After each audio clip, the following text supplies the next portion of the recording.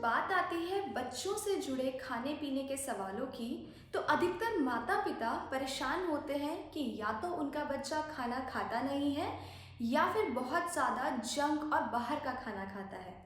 तो आज हम इसी बारे में बात करेंगे। मैं हूँ शिवानी कंडवाल, डाइटिशियन और डायबिटीज़ एजुकेटर। और आज मैं आपको बताऊंगी कि क्या चीज़ें आपको अपने बच्चे को देनी है उसकी बेहतर सेहत के लिए, क्या चीज़ें इम्यूनिटी बिल्ड करने में हेल्प करेंगी और क्या चीज़ें हैं जो आपके बच्चे की शारीरिक विकास के साथ साथ मानसिक विकास में भी मदद करेंगी। बच्चों की इम्यूनिटी वैसे भी बड़ों से कुछ कम होती है, इसलिए बच्चे जल्दी ही वायरस और फ्लू की चपेट में आ जाते हैं। लेकिन आप उनके आहार में कुछ बदलाव करके उनकी इम्यूनिटी बढ़ा सकते हैं, क्योंकि वैसे भी कोरोना वायरस आउटब्रेक के बाद बहुत सारे माता पिता परेशान हो गए हैं कि बच्चों की इम्यूनिटी कैसे बढ़ाई जाए।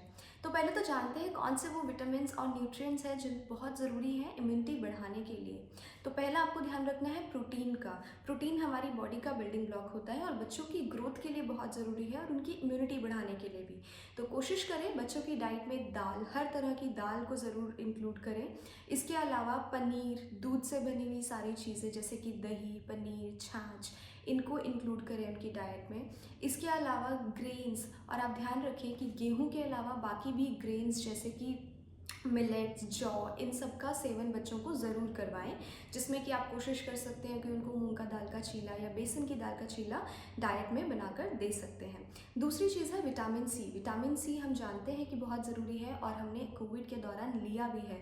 तो बच्चों को खट्टे फल ज़रूर खिलाएं। अब जैसे कि आम आने वाला है तो आम विटामिन सी का बहुत अच्छा सोर्स है, तो आम आप उनकी डाइट में डाल सकते हैं, पपीता उनकी डाइट में डाल सकते हैं। खट्टे फल, पेपर्स जैसे कि हरी और पीली शिमला मिर्च होती है, वो विटामिन सी का बहुत अच्छा सोर्स है। तो इन सब चीज़ों को आप डाइट में डालें। तीसरा है जिंक। जिंक का बहुत ज़्यादा तीसरा है जिंक। जिंक बच्चों के लिए और बड़ों के लिए, दोनों के लिए ही इम्यूनिटी बिल्ड करने में बहुत हेल्प करता है। तो आप कोशिश करें कि सीड्स, डिफरेंट सीड्स जैसे कि पम्पकिन के बीज जो होते हैं या फिर चिया सीड्स, इन सब के सीड्स का आजकल मिक्सचर आ जाता है जिसको कि आप भून कर रखें और बच्चों के लिए दही के ऊपर या फिर थोड़ा सा उनकी रोटी के अंदर स्टफिंग करके उसको आप दे सकते हैं।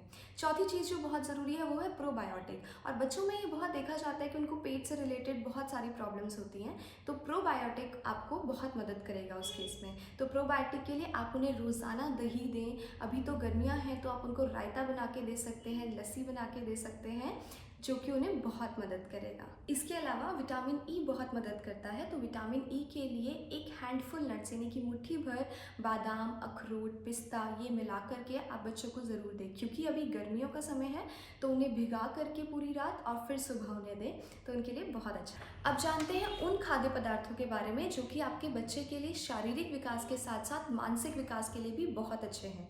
तो इसमें पहला नाम हमेशा आता है अंडों का, क्योंकि जो अंडे होते हैं वो बहुत न्यूट्रिशियस होते हैं, उसमें बहुत सारे विटामिन्स और मिनरल्स होते हैं जो कि आपके बच्चे के शारीरिक विकास के साथ साथ मानसिक विकास के लिए भी बहुत मददगार होता है। अंडे प्रोटीन से भरे हुए होते हैं, उनमें vitamin B, vitamin D, omega 3, folic acid, ये सारी चीज़ें होती हैं जो कि बहुत लाभदायक होती हैं।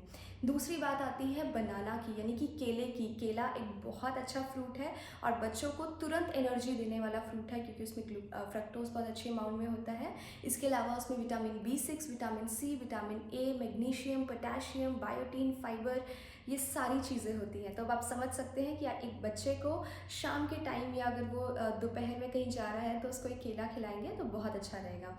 तीसरी चीज़ इसमें आती है घी। जी बिल्कुल, आपने बिल्कुल सही समझा, घी बहुत लाभदायक है, उसमें बहुत सारे न्यूट्रिएंट्स हैं और वो बच्चे की शारीरिक विकास के साथ साथ उसको मानसिक विकास में बहुत मदद करती है, क्योंकि उसमें DHA होता है और गुड फैट्स होते हैं जो कि ब्रेन फूड के भी कहा जाता है इन्हें। तो वो आपकी इम्यूनिटी भी स्ट्रेंथन करने में मदद करता है और आपके डाइजेस्टिव सिस्टम के लिए भी बहुत अच्छा होता है। इसके अलावा ड्राई फ्रूट्स में बहुत अच्छी अमाउंट में एनर्जी गिविंग फूड्स होते हैं ये, जैसे कि अंजीर, आलमंड्स, वॉलनट्स, ये सारे चीज़ें, और साथ ही इनके अंदर एंटीऑक्सीडेंट्स और गुड फैट्स होते हैं जो कि बच्चे के मानसिक विकास में भी मदद करते हैं। गर्मी बहुत ज़्यादा है और बच्चों के स्कूल भी खुल चुके हैं, तो इससे बहुत ज़्यादा चांसेस है कि बच्चों को डिहाइड्रेशन हो जाए।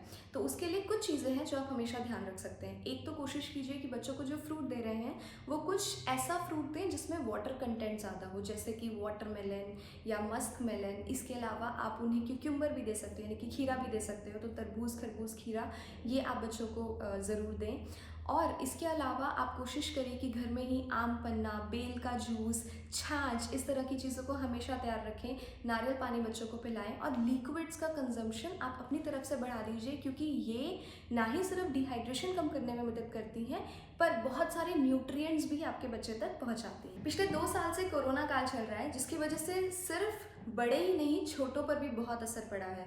अगर आप करें बात बच्चों की, तो बच्चों से माता पिता सबसे ज़्यादा इसलिए परेशान हैं क्योंकि वो सारा दिन फ़ोन और लैपटॉप पे लगे रहते थे और कुछ ना कुछ जंक या फिर बाहर से मंगाते रहते थे। और क्यों ना हो, क्योंकि बाहर जाने का तो कोई रास्ता ही नहीं था। तो अब बहुत सारे बच्चे ऐसे हैं जो कि ओवरवेट हो चुके हैं, यानी कि जिनका वज़न बहुत बढ़ चुका है।